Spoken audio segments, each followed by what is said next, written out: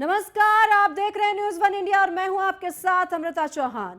काशी में प्रियंका पहुंच रही हैं और यहां पर सवाल ये उठ रहा है कि प्रियंका के लिए कितनी बड़ी चुनौती है। तो प्रियंका गांधी दिल्ली से वाराणसी के लिए रवाना हो चुकी हैं। दिल्ली एयरपोर्ट से प्रियंका वाराणसी के लिए रवाना हुई हैं। वाराणसी में प्रियंका किसान न्याय रैली को संबोधित करेंगी। जगतपुर इंटर कॉलेज में प्रियंका गांधी वाड्रा जनसभा को संबोधित करेंगी। जनसभा में 1 लाख किसानों युवाओं के आने का दावा किया जा रहा है। और आपको बता दें, भूपेश बघेल, चरणजीत सिंह चन्नी के पहुंचने की भी संभावना है।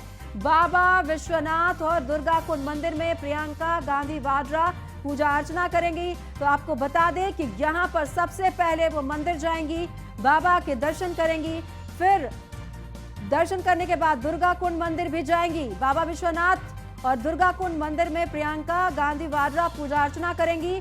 फिर उसके बाद यात्रा की शुरुआत करेंगी। जनसभा भी है, इंटर कॉलेज में जनसभा का आयोजन किया गया है। यहीं पर तैयारियां की गई हैं और कहा जा रहा है कि 1 लाख लोग जुटेंगे, जिनमें ज्यादातर किसान और युवा होंगे।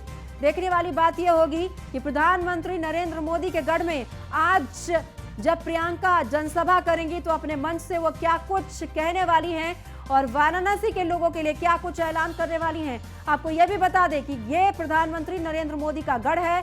ऐसे में प्रियंका जब यहां पर शंखनाद करेंगी आगामी 2022 के विधानसभा चुनाव के लिए, तो जाहिर तौर पर प्रियंका के लिए एक बड़ी चुनौती है। हालांकि कांग्रेस अपनी जमीन तलाश रही है। यहाँ पर 2 तस्वीरें आपको दिखा रहे हैं। जब दिल्ली एयरपोर्ट से वो निकली थी वाराणसी के लिए किसान न्याय रैली की दूसरी तस्वीर, जिसकी तैयारियां की गई हैं। और ये जो ग्राउंड है, इंटर कॉलेज ग्राउंड में ये तमाम तैयारियां की गई हैं। और ये जो मंच की तस्वीर आपको दिखाई दे रही है, दूसरी तस्वीर, इसी मंच से लोगों को संबोधित करने वाली हैं प्रियंका गांधी वाड्रा।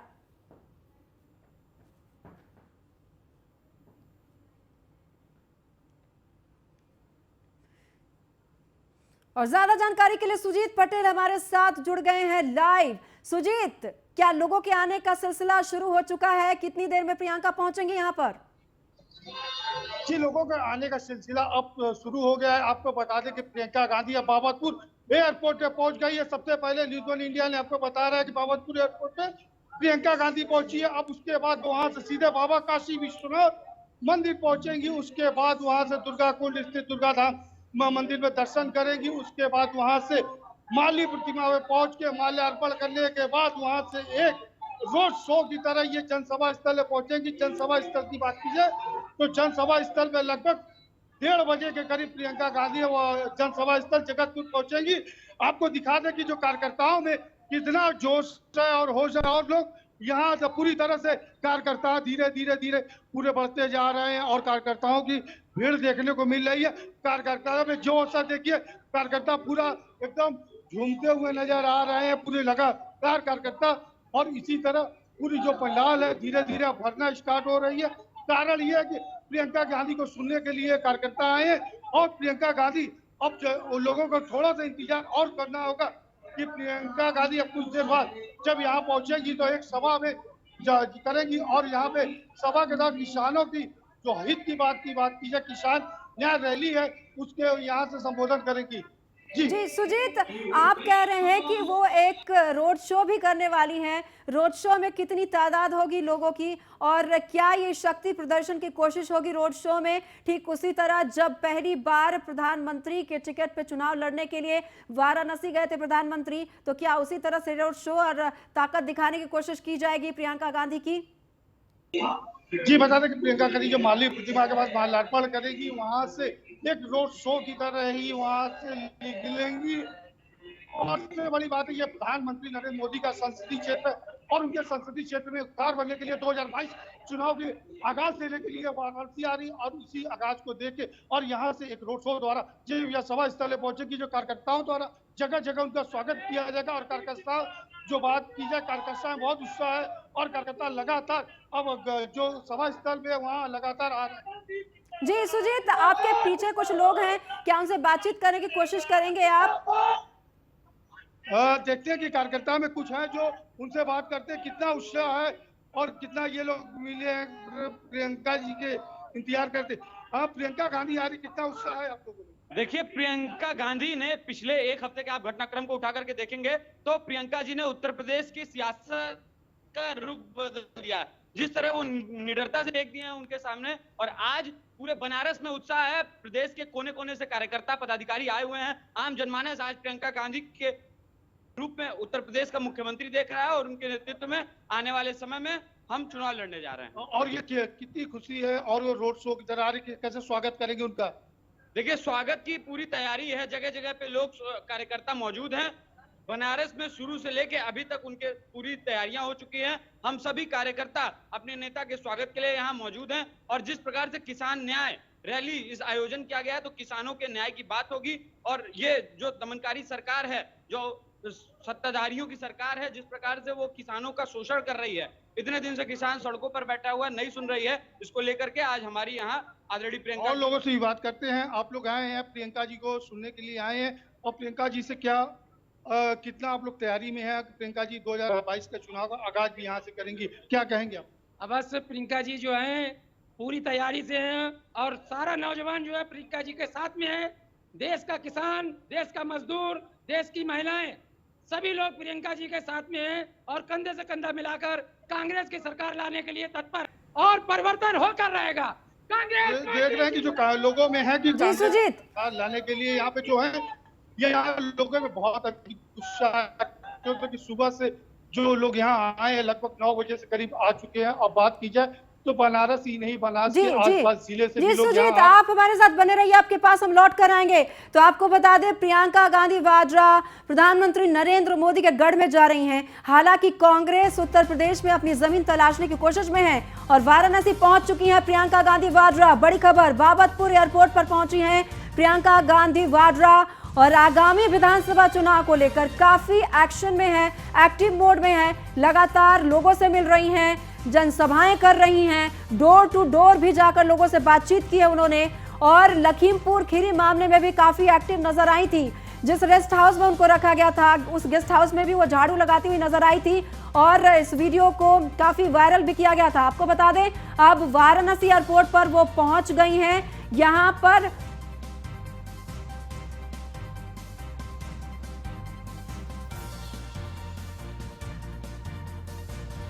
तो आपको बता दें, 4 दशक बाद कोई इंदिरा गांधी के बाद यहां पर पहुंच रहा है इनके परिवार से माता के दर्शन करने के लिए, माथा टेकने के लिए और बाबा के दरबार में।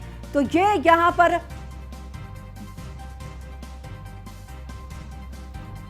तो आपको बता दें कि जब मंदिर से शुरुआत की गई है तो इस बात की चर्चा करना भी लाजमी है कि जिस तरह से बीजेपी हिंदुत्व का एजेंडा लेकर आगे बढ़ रही है और लगातार जीत भी हासिल किया है बीजेपी ने, और ऐसे में क्या बीजेपी के एजेंडे से ही प्रेरित होकर कांग्रेस भी हिंदुत्व के एजेंडे को अपना रही है? ये भी एक बड़ा सवाल है, क्योंकि जब यहां पर प्रियंका गांधी वाड्रा पहुंची तो सबसे पहले वो वाराणसी मंदिर में बाबा के दर्शन करने जाएंगी, माता के दर्शन करने जाएंगी।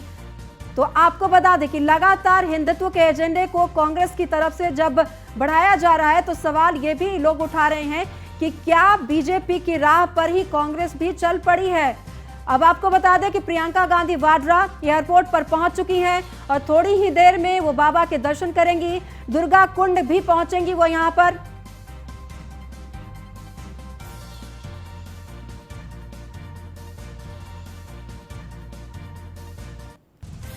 और आपको बता दें, जो रैली करने जा रही है प्रियंका गांधी वाड्रा, यहां पर काफी युवा जमा होंगे और कहा जा रहा है किसान बहुत संख्या में पहुंचेंगे।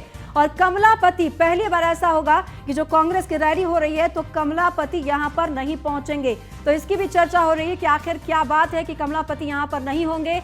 तो आपको बता दें, यहाँ पर जो इंटर कॉलेज है, यहाँ पर तमाम तैयारियां की गई हैं और कहा जा रहा है कि 1 लाख से भी ज्यादा लोग जुटेंगे। ये शक्ति प्रदर्शन की पूरी तैयारी है, ठीक प्रधानमंत्री नरेंद्र मोदी के गढ़ में ही। आपको बता दें कि यहीं से एक बड़ी चुनौती भी है प्रियंका के लिए कि जहां से वो हिंदुत्व को लेकर आगे बढ़ रही हैं, वो मंदिर जा रही हैं, दर्शन कर रही हैं और यहीं से वो चुनावी शंखनाद कर रही हैं और इसके अलावा वो रोड शो भी करेंगी। तो आपको बता दें, लगातार रोड शो, उसके बाद जनसभा को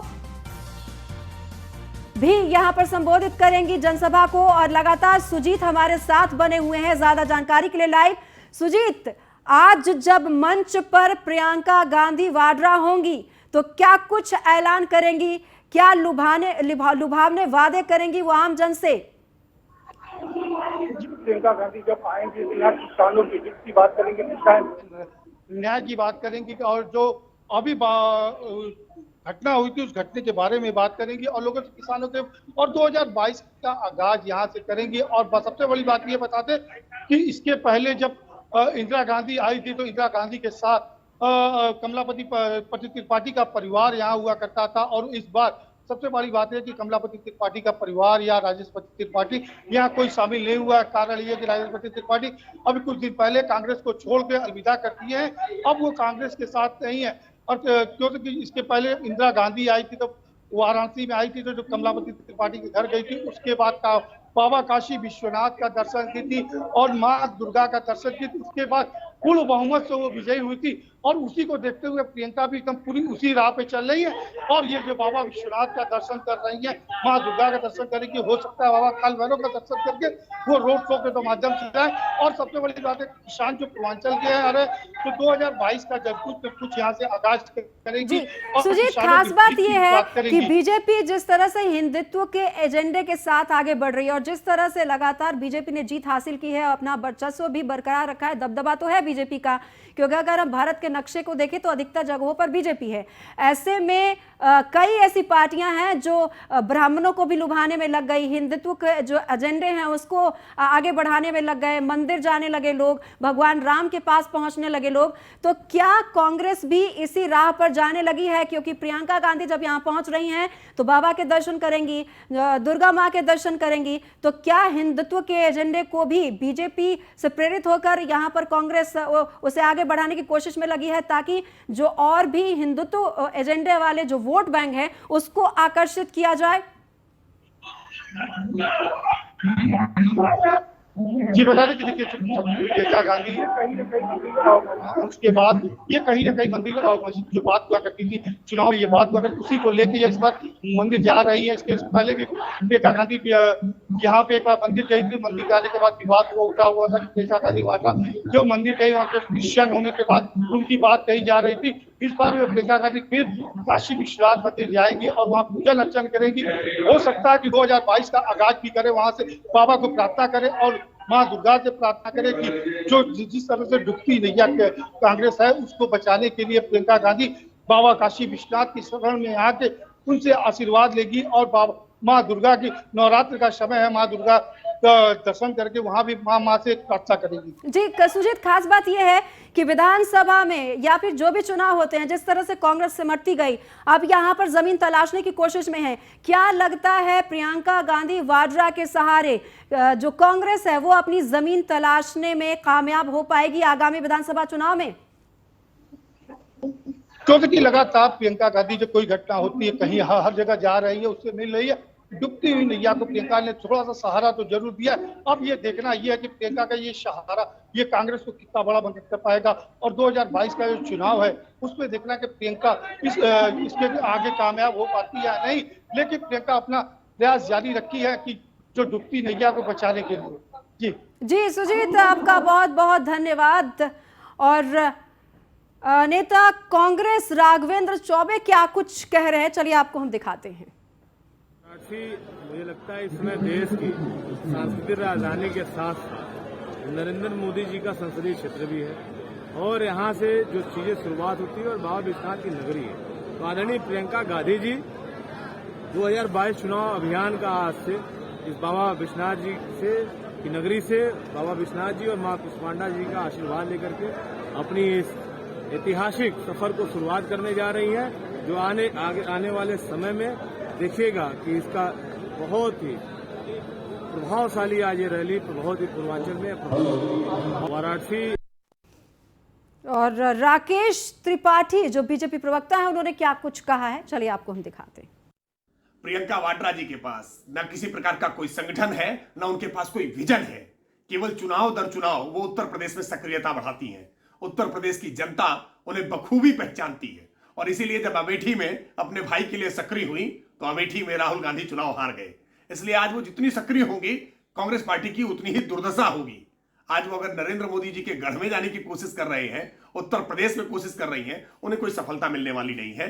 बनारस क्या, वो उत्तर प्रदेश के किसी भी सीट पर प्रयास करें, हम तो उन्हें रायबरेली के लिए भी चुनौती देते हैं कि वो रायबरेली भी इस बार प्रयास करें, और हमें पूरी उम्मीद है कि इस बार रायबरेली की जनता भी वहां कमल खिलाने का काम करेगी। लखीमपुर कांड में आशीष मिश्रा गिरफ्तार किया गया है। अजय टेरी का बेटा आशीष मिश्रा जो अपनी बेगुनाही का सबूत नहीं दे सका, सही जवाब न देने पर आशीष की गिरफ्तारी हुई है। आशीष मिश्रा से करीब 12 घंटे पूछताछ की गई और बीती रात 12:30 बजे आशीष को जेल भेज दिया गया। 14 दिन की न्यायिक हिरासत में भेजा गया है आशीष मिश्रा को। हालांकि सोमवार को कोर्ट में पेश किया जाएगा और उस पर सोमवार में को कोर्ट में जब पेश होगा उसके बाद ये पता चलेगा कि आगे क्या कुछ कोर्ट निर्देश देती है। तो आपको बता दें, लखीमपुर खीरी मामले में लगातार 12 घंटे तक पूछताछ की गई आशीष मिश्रा से, और जब वो संतुष्ट नहीं कर पाए क्राइम ब्रांच को, तब आशीष मिश्रा को गिरफ्तार कर लिया गया। तो सवाल पहला जो पूछा गया, हिंसा के समय तुम कहां थे? आशीष मिश्रा ने जवाब दिया, मैं दंगल में था। तुम्हारे काफिले में कितने वाहन थे? मैं दंगल में था ही नहीं, काफिले में कौन कार्यकर्ता थे मालूम नहीं है, यह जवाब दिया आशीष मिश्रा ने। आगे का सवाल ये पूछा गया, तुम्हारे वाहन में और कौन कौन लोग बैठे हुए थे? ड्राइवर हरिओम था, उसके साथ और कौन था मुझे नहीं मालूम, ये जवाब दिया आशीष मिश्रा ने। जिस वाहन में तुम थे वो किसका था, ये सवाल था क्राइम ब्रांच का। थार मेरी थी लेकिन मैं उसमें नहीं था। आगे फिर सवाल किया गया, तुम किधर बैठे थे, वाहन कौन चला रहा था? जवाब आया, मुझे नहीं मालूम, मैं गाड़ी में नहीं था, बस। फिर आगे सवाल किया गया, फायरिंग की आवाज कैसे आ रही थी? जवाब में आया, मुझे नहीं पता, बार बार एक ही सवाल क्यों पूछ रहे हैं, यह जवाब दिया आशीष मिश्रा ने। फिर सवाल पूछा गया, नोटिस देने के बाद भी हाजिर क्यों नहीं हुए? तो जवाब आया, पहले नोटिस की जानकारी नहीं हुई, तबीयत भी ठीक नहीं थी। तो सवाल यह भी पूछा गया, किस आधार पर दावा करते हो कि घटनास्थल पर नहीं थे? जवाब आया, दंगल के कार्यक्रम और गांव के वीडियो फुटेज के आधार पर। सवाल यह भी पूछा गया, जो वीडियो दिखा रहे हो उसकी सत्यता का आधार क्या है? तो जवाब था, आप फॉरेंसिक जांच करा सकते हैं। फिर सवाल, तुमने पुलिस का सहयोग क्यों नहीं किया? जवाब, पुलिस ने जैसे ही बुलाया मैं हाजिर हो गया, मैं अपराधी नहीं हूं। तो आशीष मिश्रा ने यह जवाब दिया, वो हाजिर हो गए थे और वो अपराधी नहीं है, उन्होंने ये जवाब में कहा। फिर सवाल पूछा गया, तुम हिंसा के समय कहां थे? तो जवाब यह था कि मैं दंगल में था। तो आपको बता दें कि ये जो सवाल पूछे गए थे, कुल 40 सवाल थे जो लगातार एक के बाद एक क्राइम ब्रांच ने पूछे थे आशीष मिश्रा से। और आशीष मिश्रा ने कहा कि जो थार गाड़ी थी वो मेरी थी, पर मैं वहां नहीं था। कहां बैठे थे ये पूछा गया था, तो उन्होंने कहा मुझे मालूम नहीं, मैं दंगल में था, मैं उस मौके पर मौजूद नहीं था। और जब बार लगातार सवाल किया जाने लगा आशीष मिश्रा से, तो कहा बार बार एक ही सवाल को क्यों पूछ रहे हैं, मैं अपराधी नहीं हूं। और साथ ही उन्होंने कहा है कि मेरी गाड़ी थी, उसमें ड्राइवर था, पर मैं नहीं था। और उन्होंने कहा साथ ही कि दंगल की जो फुटेज है उसको देखकर आप अंदाजा लगाइए कि मैं वहां मौजूद था दंगल में।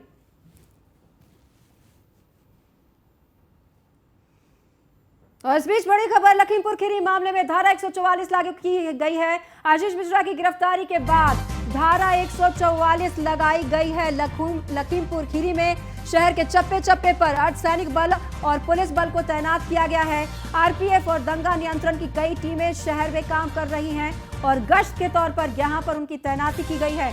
आपको बता दें कि कोई हालात न बिगड़े उसके तहत ये कदम उठाए गए हैं। आरपीएफ और दंगा नियंत्रण की कई टीमें शहर में गश्त दे रही हैं।